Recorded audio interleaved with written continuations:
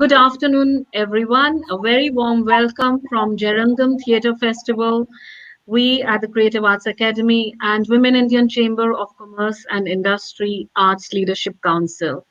We're very happy to have all of you with us at the fifth webinar in the international webinar series that are being organized by the Jairangam Festival. Big congratulations to Deepak Gera ji and Hemak Gera ji for this amazing festival that they are holding for 1 month and which has already showcased some wonderful performances, amazing webinars, and some very, very interesting workshops. Today, we are having the second segment of reimagining and devising through challenging times. And we are looking at some innovations and recreations or, thinking about new idioms and mediums of creating during these times and how this kind of engagement is going to continue in future. So this is the second in that segment. And today I'm very happy that I have Mira Kaushik from UK, London, and Marion Coutarel joining us from Montpellier, France. And with her is Claire Angel, who's also a dear friend who you saw in, I think, the very first webinar.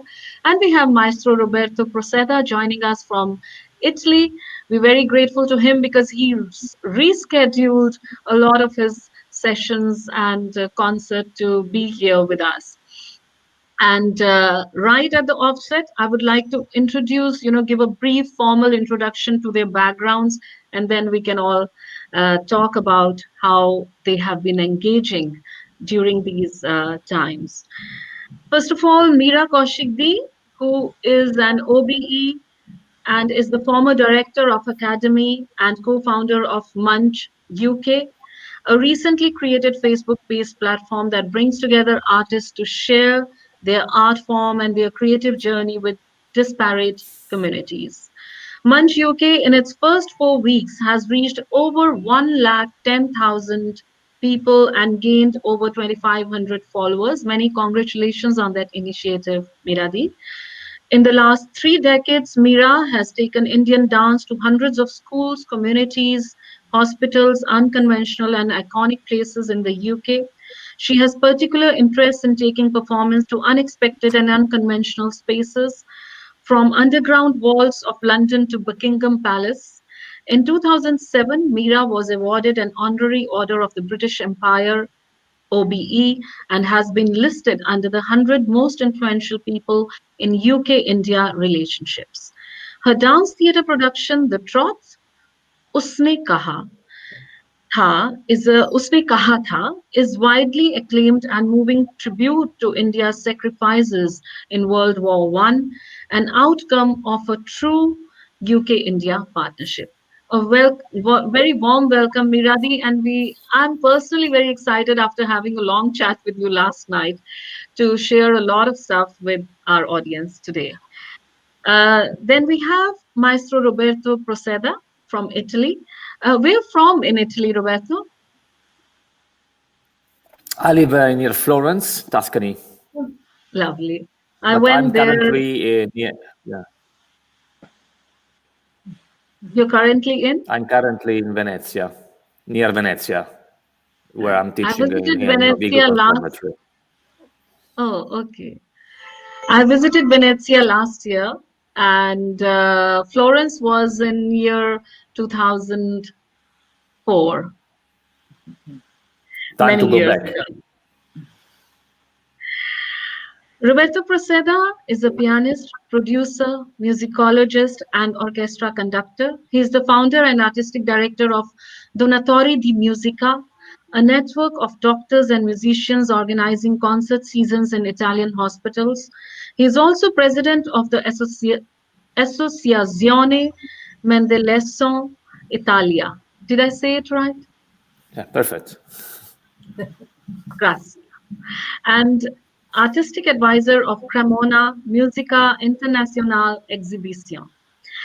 He has performed as soloist with more than 100 orchestras and conductors, including Netherlands, Symphony Orchestra, Orchestra della Toscana, and Moscow State Philharmonic, to name a few.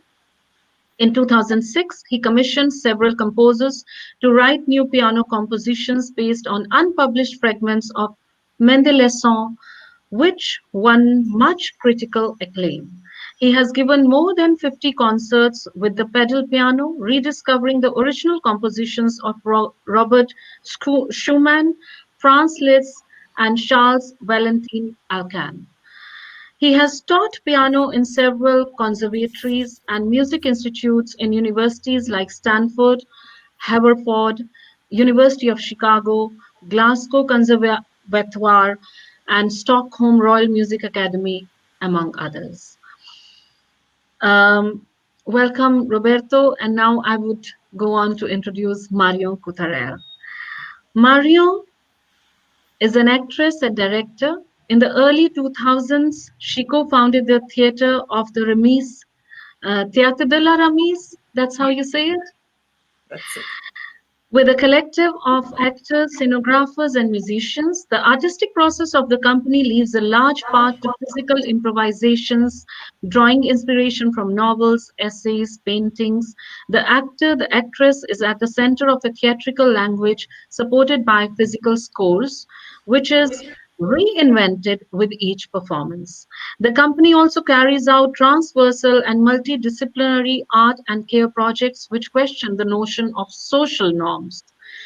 Mario Coutarel was an associated artist at the Boule Bleu in Montpellier, which is a professional company with adults having disability and continues to carry out research projects there. For the past 10 years, she has been part of the Magdalena Project, an international network dedicated to performing arts created by women. In September 2015, the Theatre of the Remise organized the first Magdalena event in France, and around 100 artists from 20 countries participated. A second edition took place in October 2019. There's an echo, Ankit. A second edition took place in October 2019 in Montpellier. This next one will be held in 2022, and that's the one we want to talk to you about also. So let me start with the Miradi. Miradi, I had a long chat with you, and I know that your journey started from theater. You know, I would say, introduction to Badal Sarkar and your workshop with Badal Sarkar. But today, I would like you to discuss with us or share with us how these past few months been for you. What are the new engagements that you may have seen that you are further talking about, and the Munch organization that you have created? So you could take back to your work at the academy if it was during these months, and then come to the present times and also talk about a bit of future projects. Over to you, Miradi. You're muted. Yes, I can see. I can see that I was muted. Thank you. Thank you, Ramanjit, and thank you to Jairangam Festival. It's been very exciting ever since I've discovered about the festival to actually kind of go and watch events online. I think it's very important for us to sort of really understand the context in which I've been working, and that's why I was sort of trying to take you through that last evening. Right. So my sort of context starts from kind of my birth and my childhood in Eastern Europe, at the backdrop of circus, a lot of circus, and then moving into a small town in India where, watching Nautanki, the folk theater, and Behrupias, and then moving into sort of really the capital of the country, which is Delhi, where I work with a lot of experimental work, intelligent people, including Badal Sarkar, who arrived in my life when I was in almost BA second year with a group of people. And then sort of arriving in UK at the age of 23, which is just the beginning of my career, and training to work here. entirely here in this part of the world at a younger age, and therefore my work is very British. So, for the first sort of really 10 years of my work, I was working in a whole sort of really host of diverse settings until one day, by fluke, I got a job at a company called Academy of Indian Dance. So it was, and of course, I had not danced. I came from theater, and I came, I had learned music, and I'd studied literature, but dance was a new entity, and therefore I had a pair of eyes to look dance differently. And while my work, I reinvented my organization every fifth year. We were working with classical Indian dance. We were doing sort of really dance classes. We were doing some education work, production work. But then one day I decided to set up a community department. And that community department, sort of in 1990s, changed many things. And I'm archiving, and it was a very interesting kind of really piece of paper which I sort of found, which said, in which I said that focusing on the work in London, we want to create new ways of producing Indian dance work, with aspects of Indian culture have been intermingled with Indian culture with London culture for a long time, i.e., fashion, food, health, art, music, philosophy. And we want to emphasize to point to this in order to make a case for the new city culture in 1990s, which is 90s led by Indian dance. Crea- Creative, collaborative, site-specific events, linking different groups across London, e.g. pensioners, youth, women, children, special needs group, pensioners, gay groups to perform in large-scale events, collaborations between Indian dance and other organizations, i.e. fashion companies, arts organizations, food companies, on specially chosen sites, i.e., airports, banquet halls, outdoors, to create contemporary celebrations. Alternative city living, courses that use the therapeutic health elements of Indian dance in conjunction with alternative health work centers, creating a new exercise health culture. This could be particularly hospital for those people with physical limitations and people interested in dancing without the pressures of performing, and then the new social cultures, which is dance, music, performances set up to tap into, experiment with folk influences in order to create new waves in nightclubs, popular dance culture, creating different social events and video products. And this would be appropriate for youth, but not exclusively. So this was a thought process in 1990s when I was at the beginning of my career, and it was for our community department actually based in London. But in a very funny way, this thought sort of changed the whole of the organization and all of my work, because it was not only about kind of going into the communities, Right. but taking our work into the biggest platforms. So basically, the whole purpose is Right. to sort of really infiltrate into the system and become part of the British creative DNA, rather than kind of weave Mhm. ourselves into the tapestry of the creativity of the land, rather than become a colorful patch, Indian patch on kind Right. of really the thing. Very And important.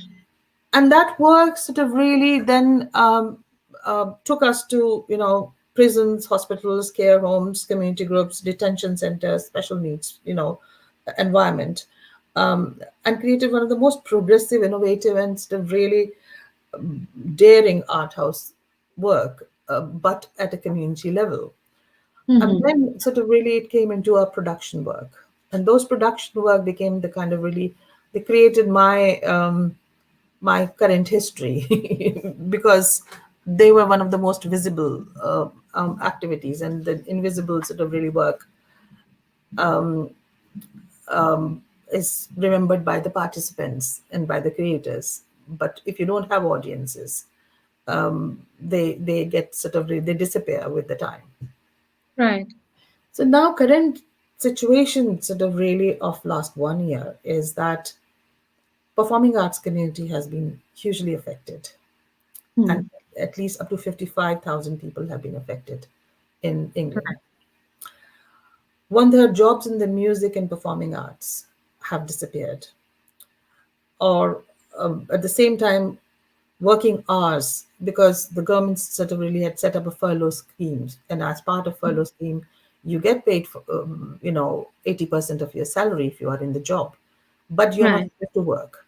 So those Hmm. working hours have been reduced here, and especially for the young people who are under 25, the ones who are the last one to sort of enter into the profession are almost becoming the first one to leave as well, because they have to very Right. quickly sort of really reinvent their Hmm. careers.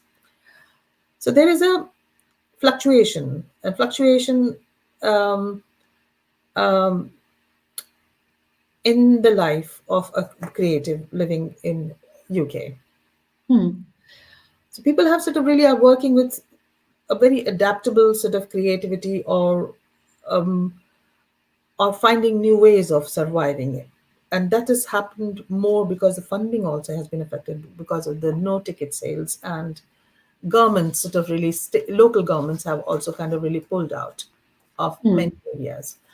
Yeah. You sort of really asked me specific questions about the outdoor arts, the one which you had sent me, Um, no, invite. outdoor, indoor, any art, but some, all the creative endeavors that have happened in the past few months, anything that you would like to share with us. So, And also about your organization that was a lockdown baby. well, I would be very interested if you shared with us about Munch also. see, Munch is something which sort of really happened in March. So I Yes. decided to pack up and leave my organization, academy, after 30 years of my work. I thought that was enough. Started to work sort of really at least a year in advance to look into my projects, which were all kind of really large scale projects, because at one point I was kind of really known for creating spectacles, with 10,000 people watching a show at a time. And then they slowly sort of, with the recession, they got reduced to kind of far more meaningful, site specific, immersive sort of really projects, which were, which had meaningful audiences, and were really hugely appreciated. And I'm talking about something like 18 productions over a period of 25 years, which was a lot of work.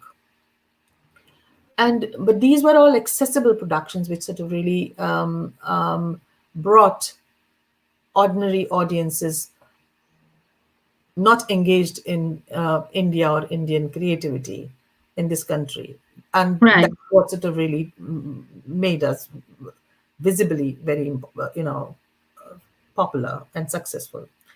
Right. So I was sort of really also hoping to do was plotting to do two big major projects, and of the international, caliber, because people from kind of there were people from there were few Arabs and few Moroccans and few Indians who were sort of really engaged in sponsoring and financing my work.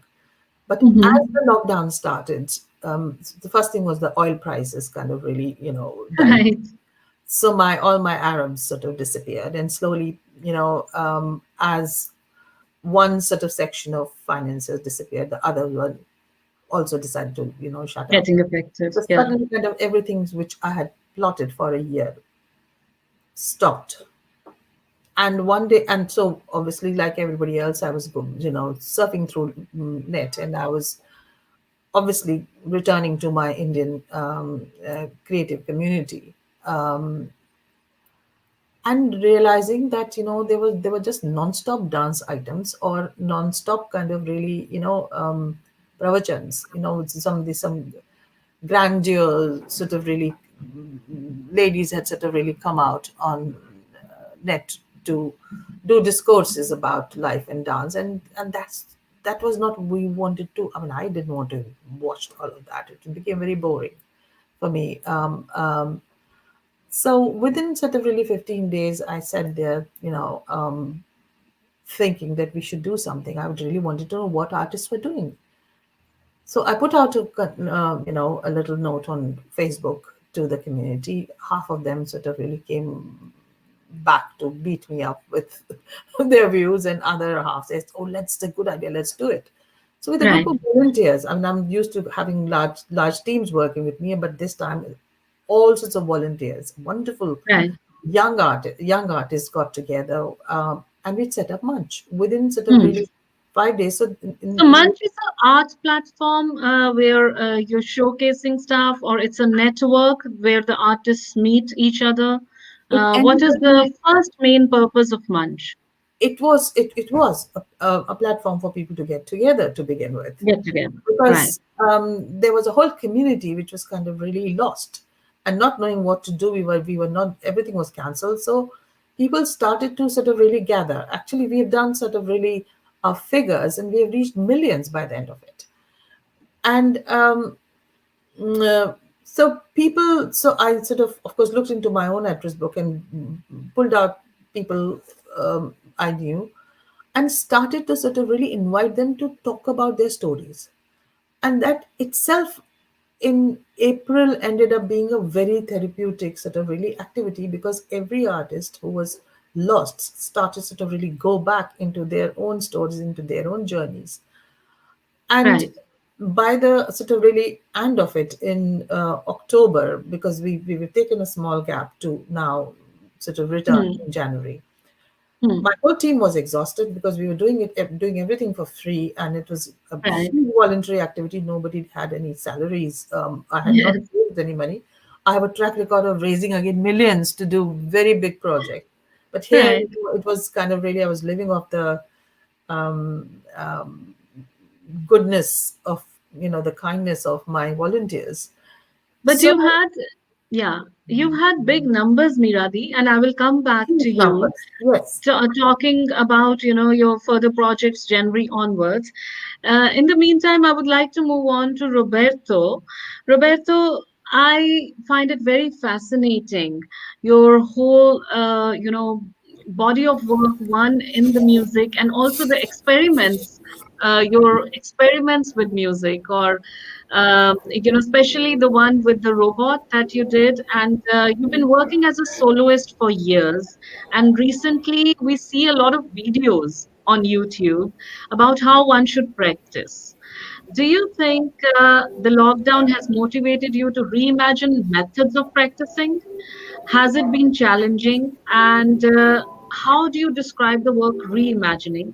While you share that with us, I would also like you to go back, and in the year 2018, Theotronico versus Proceda was already a reimagination towards a personal, creative, arbitrary interpretation of score. So, do you think if this challenge is done virtually again, it would again give a varied interpretation to the medium? Meaning, in 2018, you were already doing a kind of virtual reimagining and invention, and now we are here in 2020. So, if you could share our journey then, now, new things happening, combining with the old, over to you. Yeah, of course, for an artist, imagination is the first thing to do.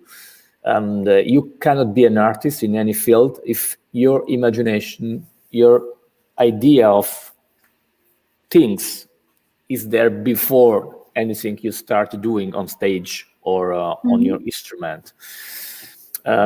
By the way, let me open a little argument about what it means today teaching artistry, teaching theater, music. Somehow, in all the fields today, also in arts and performing arts, I see that most institutions are focused about teaching how to do things, how to play the Mhm. piano, how to speak in public, how to write a fiction, and so on. While I would rather start teaching about what are we talking about, what is music, what is art. Right. If you don't know Very well. what you want to do, if you don't have your imagination, so that's the point. Imagination is the starting process of being an artist. If we only focus on the surface, on a consequence of something which is not Right. focused before, our being a musician or being an actor, being a director risks to be unuseful. So let me go back to your question. Actually, yes, of course, now we are living a very unusual time, this 2020. I'm not so pessimistic. I mean, I don't see only the bad thing. Of course, there are so many limitations in our freedom, in our ability to travel, to meet people. But on the other side, for example, take today, I would never meet you probably and our guests if the lockdown was not there. So, Absolutely. as Absolutely. usual, from every bad circumstance, we get new opportunities as well. Of course, it depends on our approach. And that's why today, even more than usual, it's so important to focus on what's our goal in being a musician, in being an actor, in being a cultural professional. So my goal personally is not being famous, is not making money.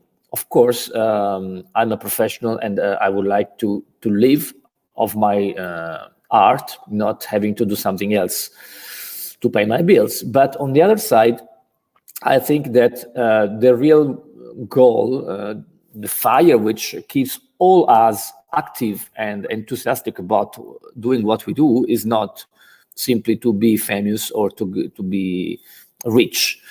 On the other side is that we really need to share something special that we discovered in our life, thanks to art, thanks to music in my case. So that's why it's so important for me, the dissemination of music. So sharing my own point of view to be able to reach more people and to be in connection with them. I think that making Right. music, as well as, every performing artist needs to be on stage, makes sense only when there is somebody who is watching and sharing what we do in the same time. Mm. I think True. that all of you agree that when we are on stage and nobody is sitting in the theater, we are just, recording.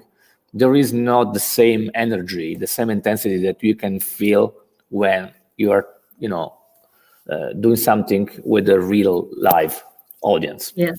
Absolutely. And on the other side, of course, this is something which has to do with the fact that something magic happens when we are on stage with a live audience, because the energy comes out from the sharing of something which is in common It's a in the collective matter of the energy. music. Now, what is in common if people are not able to understand what you do? Nothing. Mm. In Western classical music, we have this big problem today, but I think it's a general problem of our Yes. Western Even in society, Indian classical. that Yeah. we have so many contents. You go on YouTube, on Facebook, you find so many videos, so many music examples. You can download everything, but then we have not enough culture, we are not enough knowledge, we are not aligned with that particular composer or artist to understand what it means. Mm. As well, of course, I would like to know much more about Indian traditional culture and art Yeah. and theater and music. But if I listen to Indian music, I like it, on the surface. I like the beauty of sounds, but I really don't understand what it means. Yeah. So the same happens with the classical music, Western classical music, also with our local audience. Composers like Beethoven, like Chopin, like Schumann, like Debussy, were living in the same countries where we are living now in Europe, but what they say through the music is not always so clear to us. I mean, it's clear to me, at least I believe, after years of being familiar Engaging. with that music and looking at the music from inside, because I play that music. But for a normal listener, even somebody who is used to listen to classical music, maybe only the 5 or 10% of the value of that music, of that message, goes through. So that's why, to answer to your question, I'm very much busy, even before the lockdown, in disseminating videos about how to understand music not only for musicians, also for listeners. I think that even for the listener, knowing how a pianist watches at the score, what's my point of view when I play a Beethoven sonata, I think it's very important. It's like if you watch, a Formula One, race car, with Ferrari and so on. You like to see the point of view of the driver. What he's Right. looking at when he's driving. So that's idea that I would like to apply also in performing arts. I think that the listener will be more involved, will understand what we do when he's able to watch the music and the theater from our own point of view when we are on stage.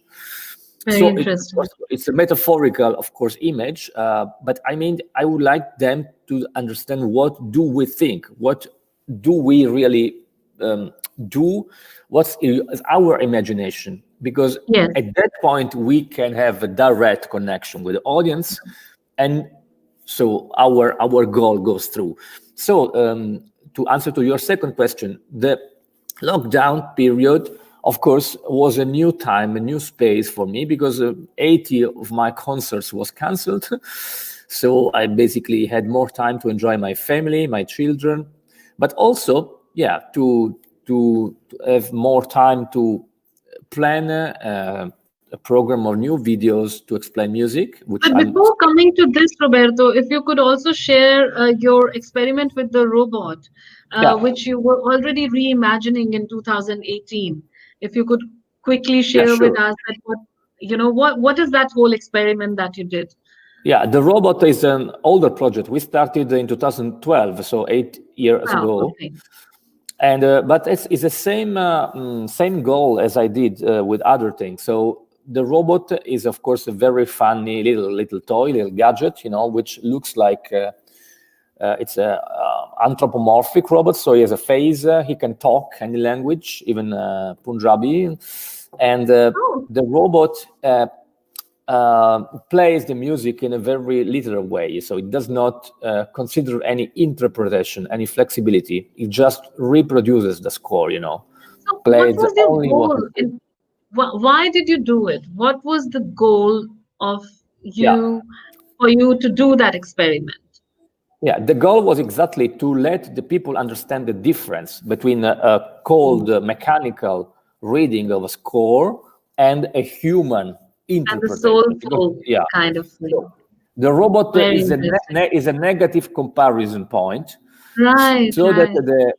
rather, I was at first I started giving lectures about the Hmm. principle of musical expression. So what are the principles for expressing emotions through the music? How would I express nostalgia or love or hope or dreaming? What exactly I do to change the same music in something more concrete or more Right. dreamy, or something sad or melancholic or tragical or dramatic. Then I use the robot to show that if you don't do anything, it sounds Yes. like that. So in this Very way, interesting. the audience gets a very entertaining show. Yeah. It's not an academic lecture, which could be quite boring, but you can Yeah. really see what happens. That they can hear the same music played by the robot and then played by me, and so they can see that the same score, the same content written on the score, can take a different life according Right. to the interpretation. And the same thing can be applied, of course, to stage, to drama, to every performing art. The robot is also an actor, so it can also act in any language and reading Shakespeare Wow. or whatever, and as well comparing with the real actor, people can Well, understand the we would difference. like to meet him next time, and I think Sure, it what will. it's a wonderful example of what you're saying. We've also started talking a lot about that right from the beginning, the nascent stage, the pre-kindergarten. I think the art appreciation, and that's what you're talking about, the knowledge, the understanding of art is so much more important than how do you do it. So art appreciation should start right from our nascent stage so that we start developing those feelings and emotions and understanding of this beautiful world around us. And now you've also created a innovative tool to explain the beauty of it to the students in a very interesting manner. Now, coming back to your present time, where you're developing an amazing sound software, where we've been talking in the last webinars about these marriages and extramarital affairs that we are going to have between live theater performances and recorded virtual um, performances. But to do that, we would need people like you who would technically, develop softwares which would help us fight the lag that we find in the sound or the lag in the virtual images that we find. So please share with us something about this software, sound software that you're developing. Yeah, of course, in this last month, all the world needed to replace live lessons of music and of theater, of anything, with online lessons. And of course, as you know, online technology, which is also growing very much, has a limitation for the sound quality, which is still, of course, a challenge, depending on the computer that you have, the microphones. And many people had no idea till a few months ago, for example, that you cannot really have a piano lesson online if you don't have a microphone. You cannot really use a computer microphone, or even worse, your tablet or your phone, and Right. expecting that somebody would hear something which is clear. So yeah, and on the other side, of course, there have been a development of different softwares that can allow people, when they already have a microphone and a computer and a good internet connection, in having a stereo quality sound, for example, because as you know, WebRTC, the technology which is based on the web browser developed by Google, allows stereo audio, and you can really change the bit rate, so the quality of the audio, giving a priority to the audio rather than on the video. For example, now we are on StreamYard, and then we go to YouTube and Facebook, but here the video as the priority. So the audio is good only for the voice, but if I go to the piano and play, you will hear a very bad piano sound. Now there are new platforms that on the other side give the priority to the audio, and not to the video. And I launched this project in May, which is called MF Classrooms, and it was a great experience to get in touch with the community of musicians. And of course, now there are more and more projects going on, and of course, I'm also considering even new updates of the technology, also to focus on the low latency, because normally, you cannot really play together. You cannot really play two instruments exactly in the same time. There is about half-second delay usually. But with new technologies and with the special hardware, it's also possible now, especially if you don't live too far each other. I mean, within about 500 miles of distance, you can really play or sing together. And that's a new challenge, which actually I'm very interested in and I'm working on. And of course, the idea of sharing a platform together also means that you can, as it's happening today with you can create new artistic connections. Can you imagine giving a concert of 3-4 people playing for different, or can you imagine giving a master class of music or theater where the same student gets lessons from 3 or 4 teachers, everybody of them being in a different nation? So you can create connections with great universities from US, from Europe, from India and China, and many things that were impossible before because of the expensive travels, because of the visa problems, are now possible. You can also reach very poor regions in countries where people have no money to travel, or they have no permission to travel, and you can reach them and giving a high-level instructions. So that's also another project I'm working on, finding the money to fund projects where great musicians can teach music to talented students who otherwise would never be able to meet them.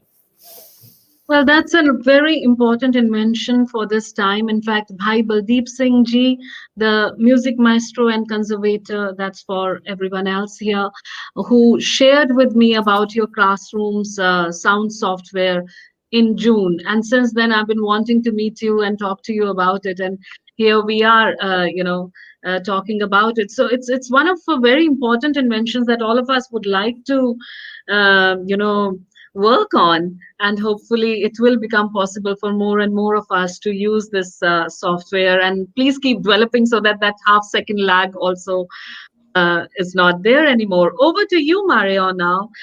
You work closely with physical improvisations that investigate and analyze social norms. And pandemic has definitely affected social attributes.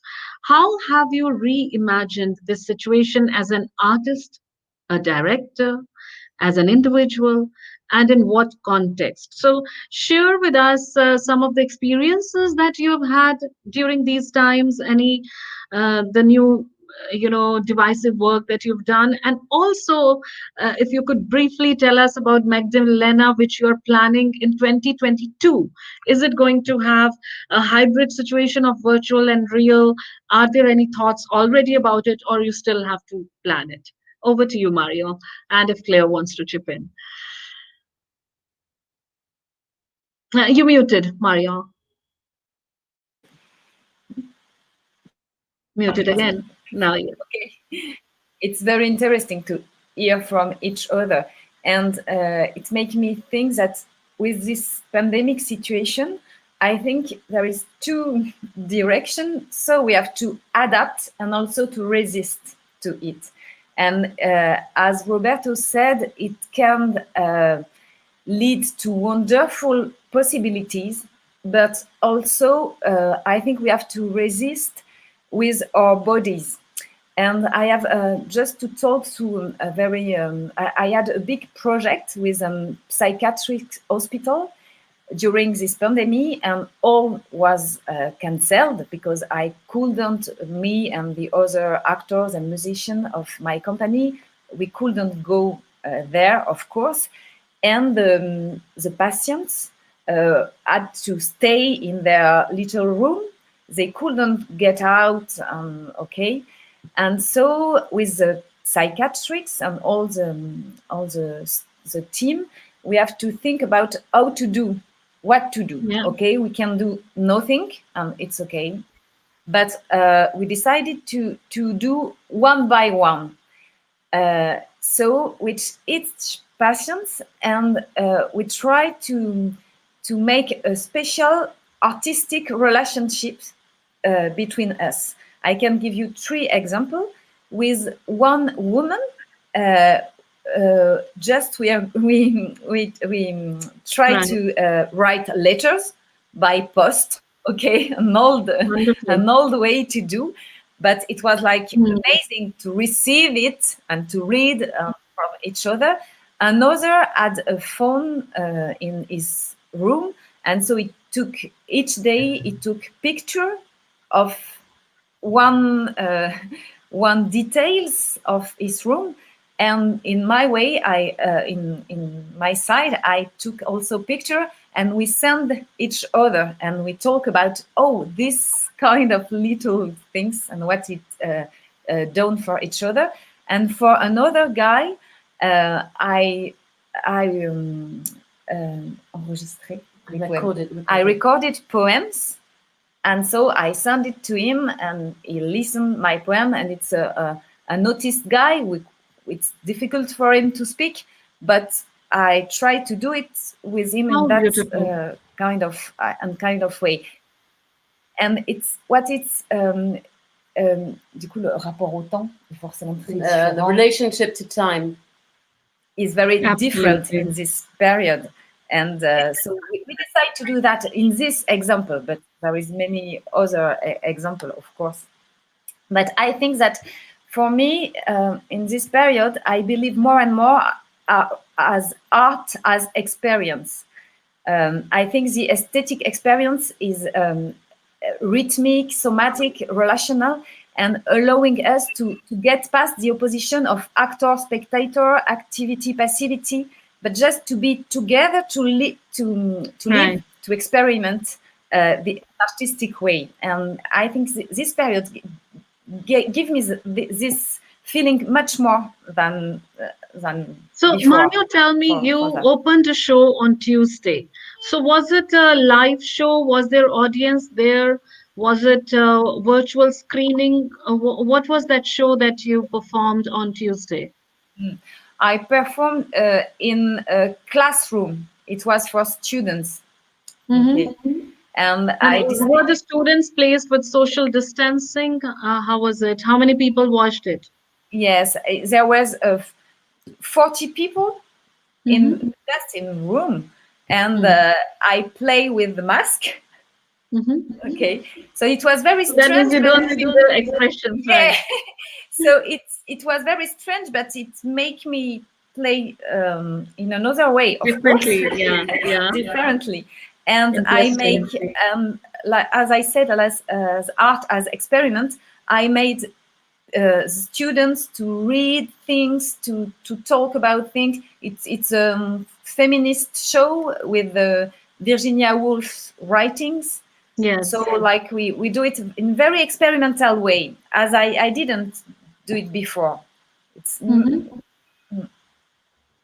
and So, yeah, now that you talk about your feminist work, there's some echo. Ankit, just check it out.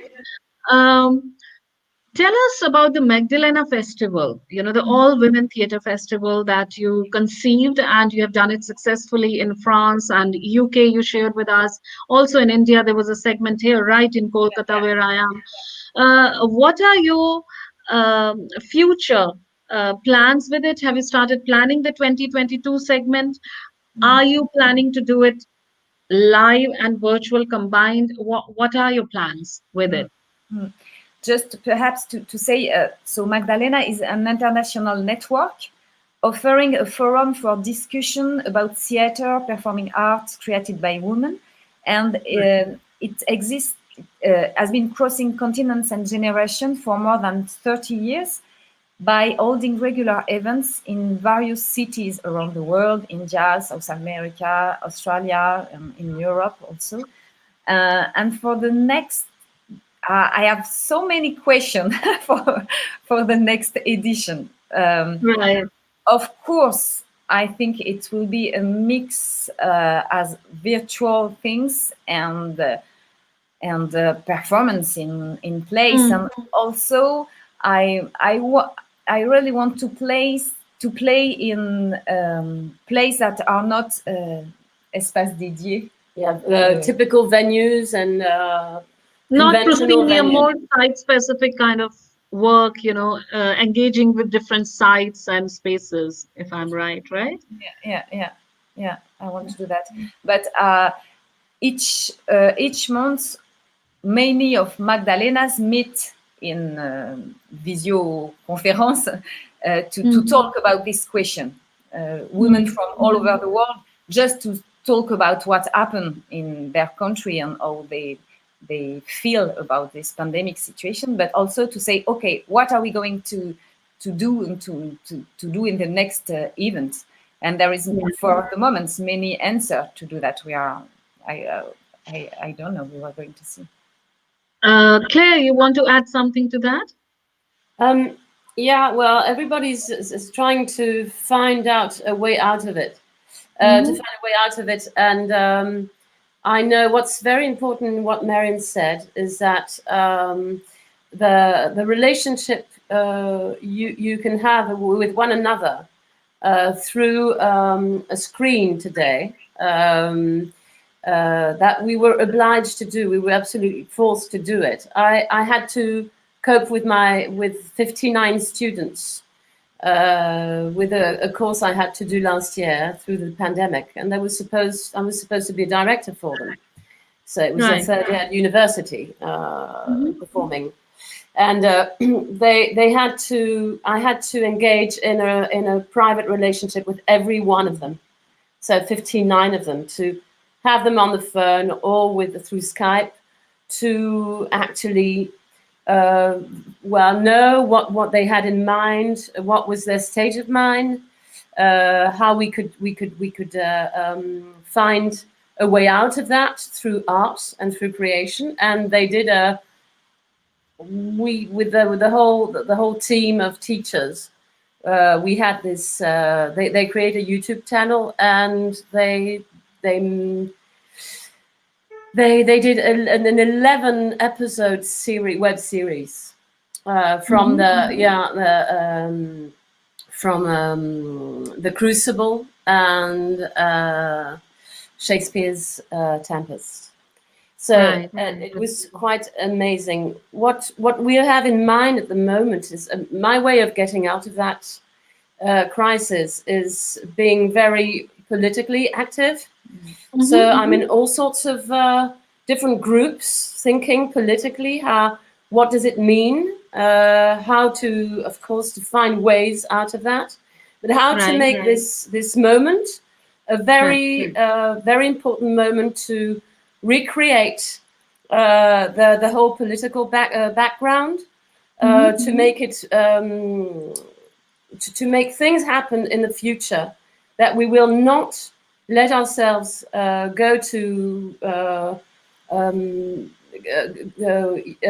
not being used by our politicians, making us Kleenex-like people. And we want to be a part of the reconstruction post COVID, which will be very important, and not let ourselves do and be a really tough, come into tough dialogue, like not in a war, but being on the same level and the same scale as our politicians who want us thrown out. Interesting. And using us at the same time through the pandemic. Wonderful. Well, it's been quite interesting listening to each one of you. Ankit, there's still an echo, but it's better now.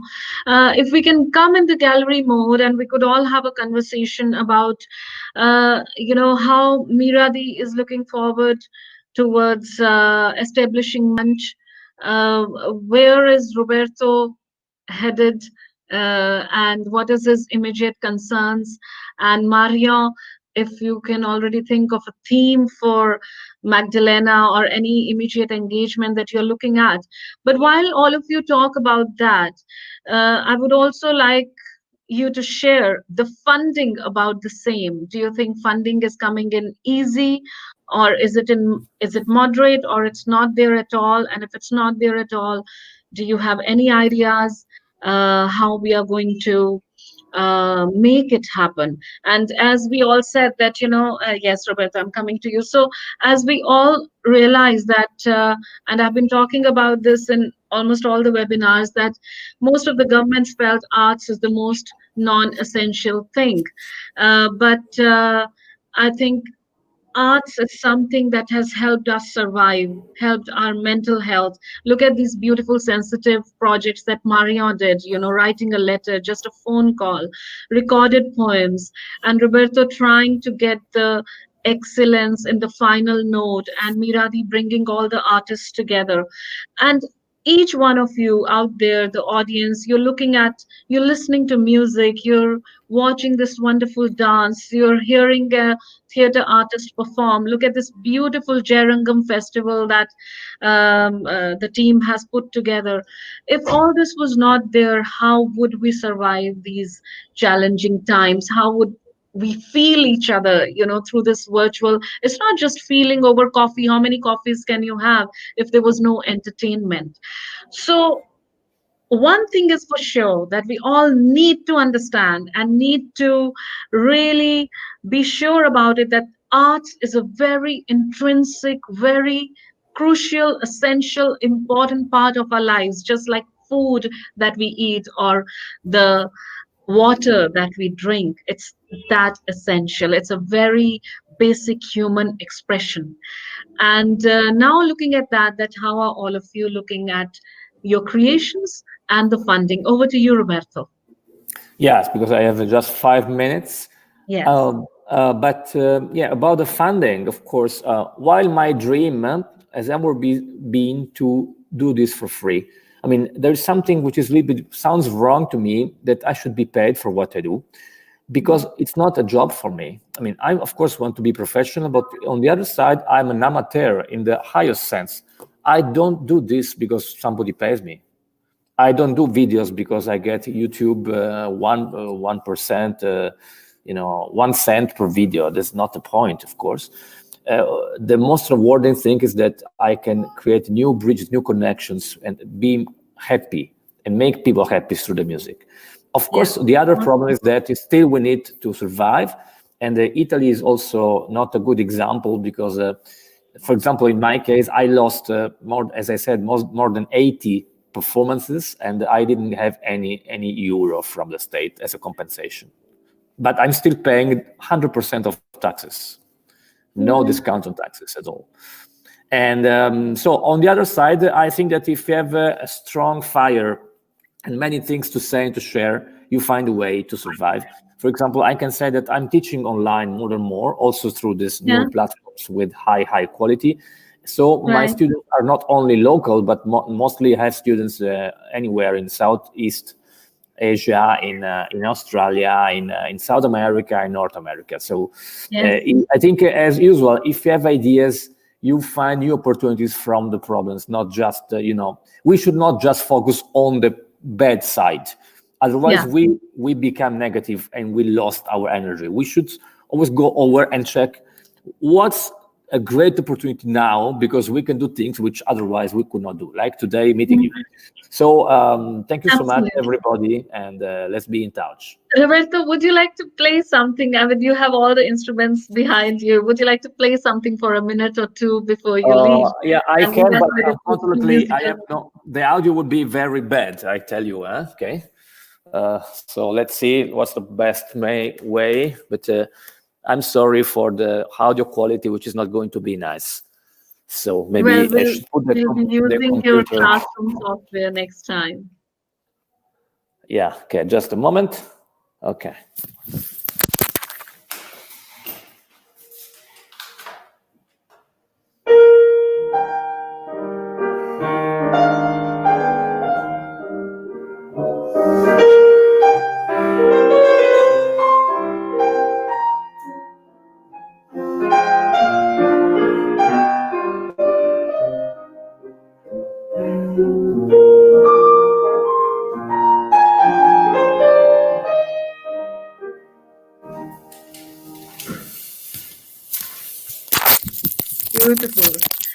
Beautiful note for the afternoon.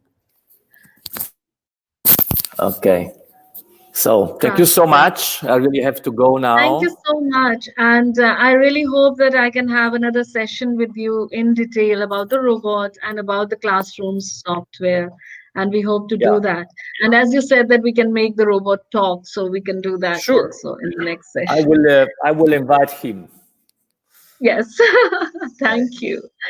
So thank you so much. And how do you say bye in Italian? I listen to Baldeep ji almost every day, but I forget. So you can tell me. Arrivederci is a nice word which means see you again. So next time. Arrivederci. Arrivederci. Bye. Thank you. So over to you, Miradi. What are your thoughts taking Munch? Any thoughts already coming to your mind? And it's always nice when you take a break. You started something, created a platform, and you have now taken a break after working relentlessly till October. So during this, repartee that you are taking, if you would like to share, what are your thoughts? Vis-a-vis Bunch beginning January and the funding. Okay, there are two questions here. One is about the future, and the future is uncertain because we know that when people are starting to work in bubbles, whether they're artistic bubbles or administrative bubbles, or when you know that you have to sort of really every venue is going to have almost 1/10 of its capacity allowed for at least kind of next 10 months, then how do we reinvent ourselves? And that's what we have been doing continuously.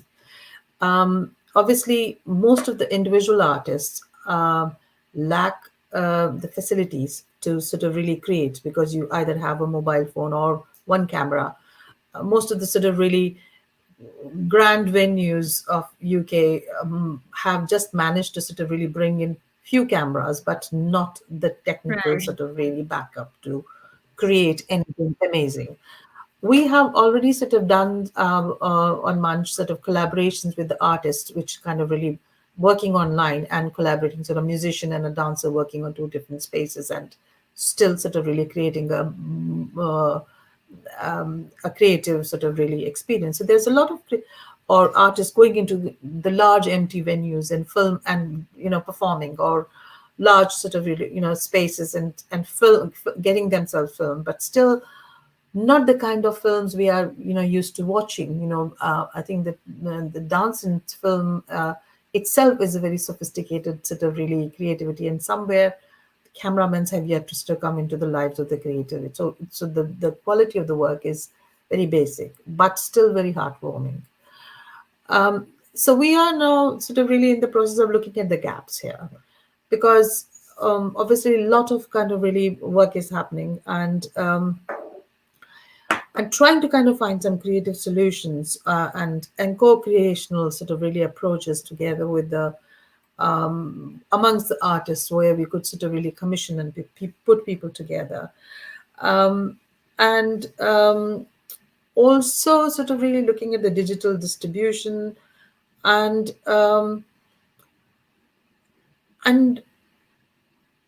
looking at the gaps. So one of the biggest problems what we sort of are facing is the lack of social interaction amongst the artists. So there are lots of kind of really groups which have been set up, but people sort of perceive Munch to be that first place where they all got together, and and and and actually just kind of really there is lack of knowledge about kind of what next, which is about how the policies have changed. What are just the simple kind of really procedures one needs to kind of really know before creating. What are the government guidelines to deal with, because this is not kind of going to remain here for few months. It's going to carry on for is few it a years global until kind of network that you're looking at?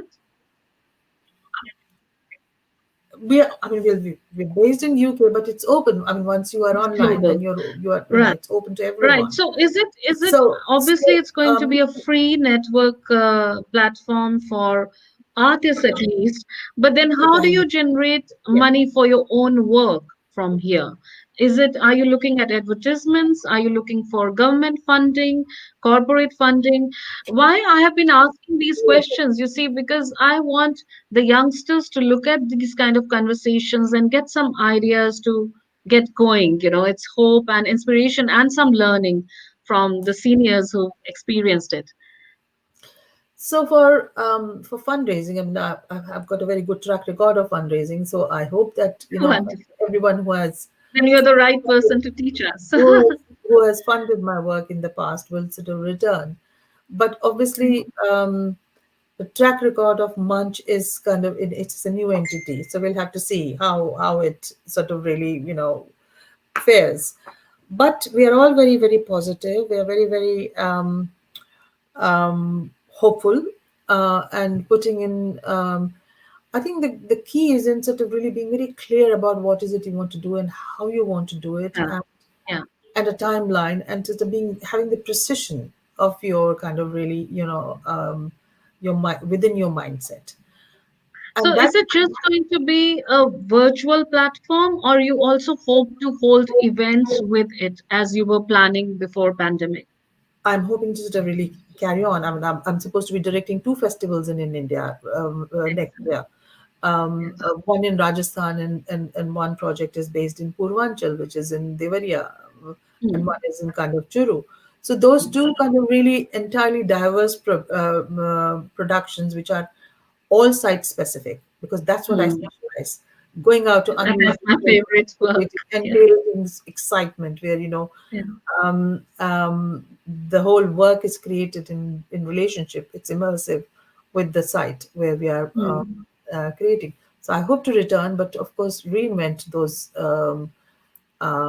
those visions, because we cannot actually kind of gather a lot of people, and people may not want to travel, and artists may not want to come.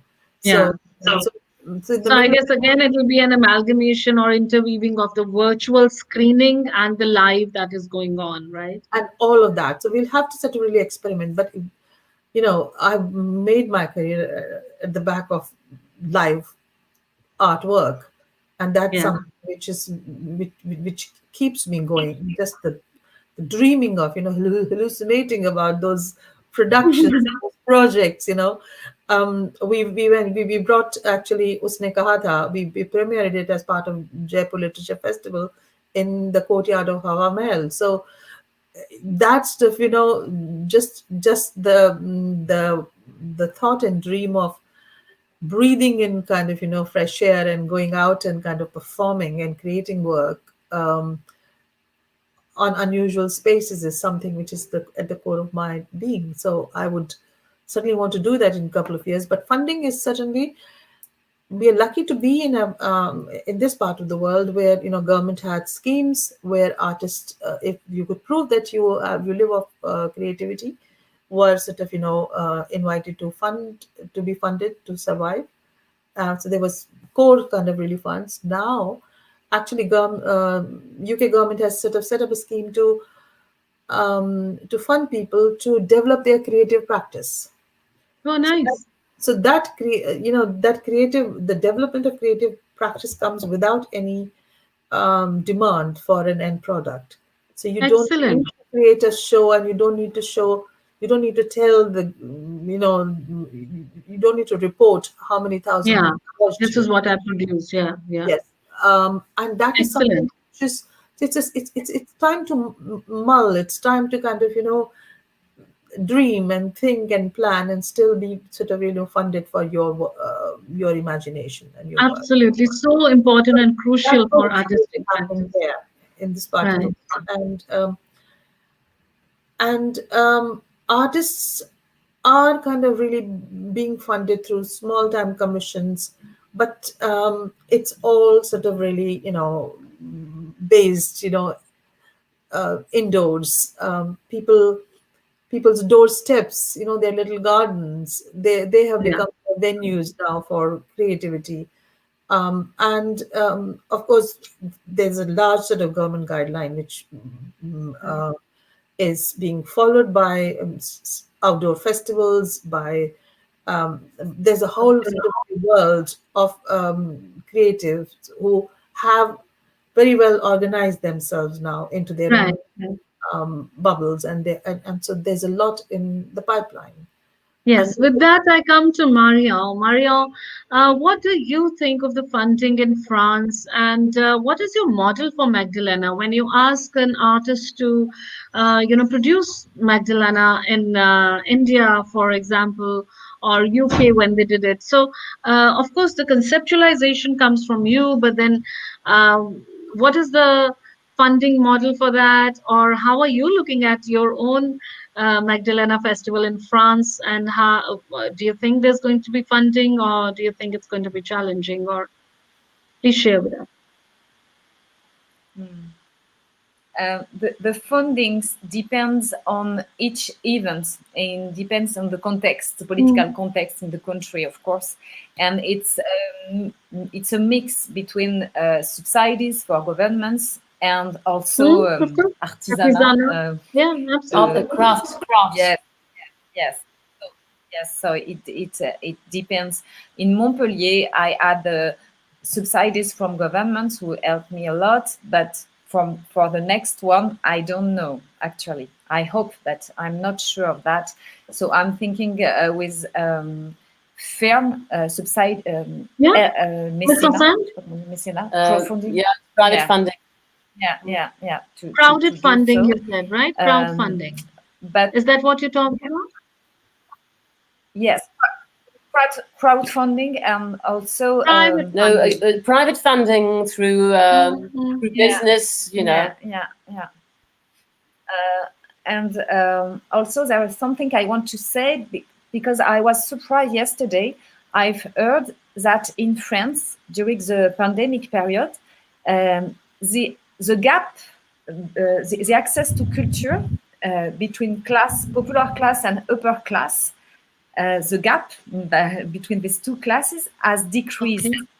And so it surprised me. Oh. So I heard this, and they say because people from popular class had more time to watch movies, to go to internet, to make research, to go to virtual museum, and the upper class couldn't go to the cinema, the theater, or the museum. And so I thought, okay, I was Interesting, yeah. surprised to Yeah. think about this. And I say, okay, what can, how can, it's interesting to notice that it happened like that.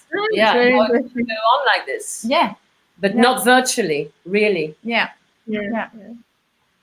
So true. Right. So today's has been very interesting. Anything more you want to add to that, Marion, Claire, Not really sure. about funding? You want to add anything about, But for Claire? funding, in France, we have, as I said on the first webinar, that funding Yes, in yes. France is more of a state thing, Yeah. and our regions to collaborate. But you have to make all sorts of files, fill in files like everyone. Well, But very interesting. Yeah. yeah, but private funding is very scarce in France. I mean, it's all for big events, big companies, huge venues, and so on. And private fundings for Magdalena. What's funny? What didn't add Marion, but I will because I'm a feminist too. I can't help it. Is that when you do something that is orientated towards women, it's very, very difficult to find money. Yeah. The money is very, very poor when it comes to emancipate the women's ideas as creators. And we did discuss that in the webinar 1. And, the other day in webinar 4, on 15th, I had Kaur Padamsi with me, and he is running his youth theater festival just now, called Thespo. It's on from 16th to 20th. So an appeal to the audience to go and watch that. But he was talking about crowdfunding. He said that Thespo, since past 8 to once, they felt that the corporate funding wasn't coming in, and it was literally like begging, and in spite of that they wouldn't get money to run this festival. They started crowdfunding, and since past 8 to 9 years they have been crowdfunding it. So they have almost set 250 people who crowdfund this festival. So even during pandemic they had letters or emails from their funders and asking them that when are you doing the festival, when should I send the check. I said, wow, that's such a delightful news. Any artist would be so happy to hear that. So I guess we have to look at all kinds of permutations, combinations, trials for funding. All that we are thinking of today has been really wonderful, from Roberto sharing the technical inventions that he is doing, to Miradi, who's created a virtual platform which will also become a huge network and platform in terms of creating live, beautiful curatorial projects. And all the best wishes for that, Miradi. And Marion, all the best for your projects, because you talked to us about very sensitive inventions that you did in terms of letters, phones, recording a poem, and this, again, a very minimalistic piece that you did recently in the classroom. Because these kind of beautiful small moments are also soul to soul connections with our audiences that go a long way in their life, and those are our survival kits in such challenging times in terms of mental and emotional health. So wonderful, varied projects discussed today. I'm very happy that we are ending it at a lot of hope, a lot of different kind of imaginations that were at play during these times, and we hope to connect very soon. There are a lot of questions that audience has put up on the Facebook page and YouTube page. So kindly visit those pages and reply to the audience.